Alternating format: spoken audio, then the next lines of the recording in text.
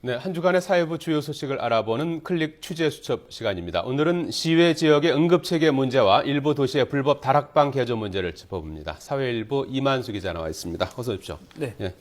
먼저 구급차가 늦게 도착하면서 초등학생이 숨진 사건이 있었죠. 네네. 어떤 내용이었는지 우선 소개를 해주시겠습니까? 네, 그 사건이 발생한 것은 지난달, 그러니까 10월 21일쯤이었습니다. 예. 경기도 양주시에 있는 한 아파트 단지에서였는데요. 이곳에서 놀고 있던 8살 난 초등학생이 사탕을 먹고 있었는데 갑자기 목에 걸려서 쓰러지는 사고가 났습니다. 예. 그런데 신고를 받고 출동한 그 구급차가 무려 20분이 넘어서야 도착을 했는데요. 먼저 당시 상황을 한동호 기자가 정리했습니다. 예. 아파트 엘리베이터 안에서 어린이가 장난을 칩니다.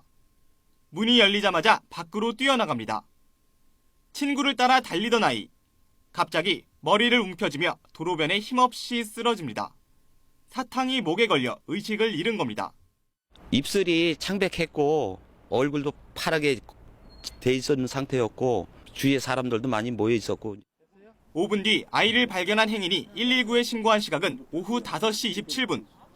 1초가 아쉬운 급박한 상황이었지만 구급차는 무려 21분이나 지난 5시 48분에야 도착했습니다. 아이가 쓰러진 현장입니다. 이곳에서 소방서까지 차를 타고 얼마나 시간이 걸린지 제가 직접 재보겠습니다.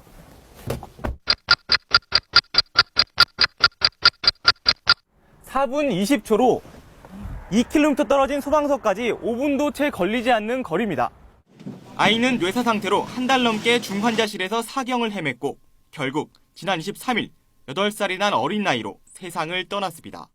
한 달여 오는 동안에 준비하라는 말을 3번 들을 정도였으니까 표현할 수 있는 말이 있으면 좋죠. 구급차 출동이 왜 이렇게 늦어진 걸까? 119 상황실 현장 근처의 119 안전센터에서 다른 곳으로 출동을 나가 10km 가까이 떨어진 다른 소방서에서 구급차를 보냈기 때문입니다. 게다가 퇴근길 혼잡까지 겹치면서 길을 비켜주지 않는 차량도 많았고 소방서 역시 현장과 가까운 병원과 연락해 사설 구급차를 이용하려는 시도조차 하지 않았습니다. 응급처치를 안 하고 단순히 환자를 이송하는 목적으로만 하기 때문에 우리가 마음 놓고 그런 병원에다가 화보더라도 지원을 할 수 없는 단계입니다. 구급 환자 이송 업무를 맡는 119 안전센터는 전국에 900여 개. 24시간 긴급 출동을 나가야 하기 때문에 센터엔 구급대원이 하루에 3교대, 최소한 9명이 필요합니다. 하지만 시골 지역 센터는 70%가량에 불과한 6, 7명뿐으로 인력이 턱없이 부족합니다. 전문가들은 의료기관과의 긴급 정보망을 구축하고 인력과 장비를 대폭 확충해야 한다고 지적합니다. 소방본부에서 지령이 내려가면 각 소방서에서 정보를 받아서 출동을 하되 각 병원에 인근 병원에서도 그러한 출동을 같이 받아서 다수 사상자일 경우에 같이 구급 지원 활동이 될 수 있게끔 119의 구급 환자 이송 인원은 1년에 150만 명. 예산 문제와 인력 부족이라는 이유로 촌각을 다투는 응급 환자들이 죽음의 문턱을 넘어야 하는 건 아닌지 전반적으로 되짚어봐야 할 때입니다. 금방이라도 나와가지고 아빠 다녀오신다고 인사하는 것 같고. YTN 한동우입니다. 네, 안타까운 일인데요. 경기도 양주시에서 네네. 일어난 사건인데 이게 지역마다 이제 편차가 좀 있을 것 같고요. 네. 또 사각지대가 있을 것 같기도 네, 한데 그렇습니다. 무엇보다 이제 구급대원들은 이제 인력 부족을 호소하고 있다면서요? 네, 그렇습니다. 양주라면은 아주 시골이라고 볼 수도 사실은 없을 텐데요. 한동호 기자도 전해드렸듯이 그런 다소 사각지대에 있는 구급센터는 인력이 턱없이 부족하다고 합니다. 예. 보통 구급대원들은 24시간 출동을 대비해야 하는데 하루 3교대씩 그러니까 9명 정도가 필요한데 시외 지역은 6명에서 7명 정도가 전부라고 합니다. 그러니까 한 2-3명 정도가 부족한 상황인데요. 그래서 먼저 시골 지역에 대한 구급체계 마련이 좀 시급해 보이고요. 예. 또 간단한 응급처치 요령 등은 미리 숙지하고 있는 것도 좋을 것 같습니다. 예. 자, 계속해서 불법 개조 다락방에 대해서 네. 좀 알아보죠. 이게 왜 문제가 되고 있는 겁니까?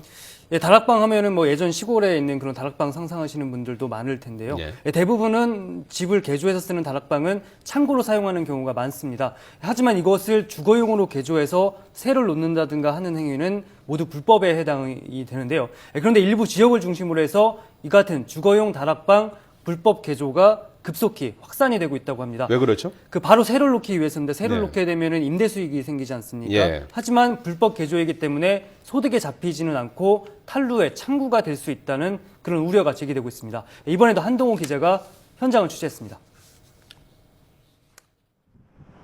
5층 높이의 집들이 밀집해 있는 경기도 평택의 원룸촌.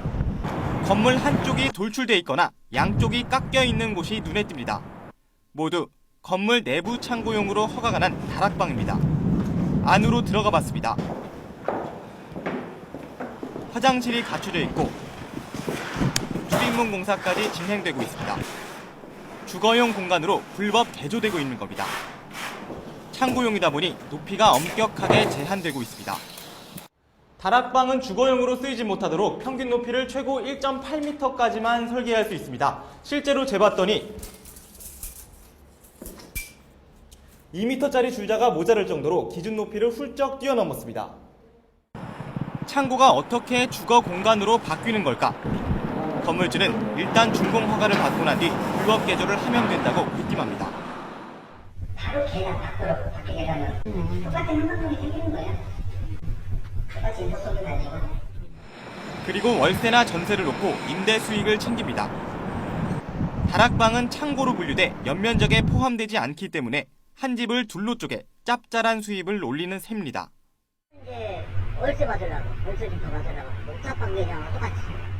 복층해갖고 위에를 막아갖고 여기는 살고 위에는 세를 주고 있는데. 더 큰 문제는 불법 건축물에서 나오는 수익은 세원 발굴 자체가 거의 불가능하다는 점입니다. 그런데도 해당 지자체의 단속은 유명무실한 수준입니다. 평택시의 경우는 전담 공무원이 1명에 불과하고 1년에 한 차례 단속을 한다 해도 강제 조사조차 불가능합니다. 문을 잠겨져 있을 때 우선은 행정처에서 들어갈 수는 없고요. 점검하겠습니다라고 도의를 구해야 되거든요. 지자체가 파악한 다락방 불법 개조는 평택 일대에서만 불과 30여 건. 하지만 최근 1년 사이 용인과 안성, 화성 등 주변 지역으로 빠르게 퍼지면서 수백 채가 넘는 것으로 추정됩니다. 결국 돈벌이에 혈안이 된 일부 건물주들과 허술한 단속이 맞물려 작은 다락방이 불법 개조와 탈루의 온상이 되고 있습니다. YTN 한동우입니다. 자, 당국의 입장은 무엇입니까? 네, 그 관할 당국이라고 한다면은 그 앞서 지적했던 평택시청이나 뭐 용인 안성 이런 시청이 될 텐데요. 예. 그 관할시청도 다락방 불법 개조에 대해서는 어느 정도는 대부분 파악을 하고 있습니다.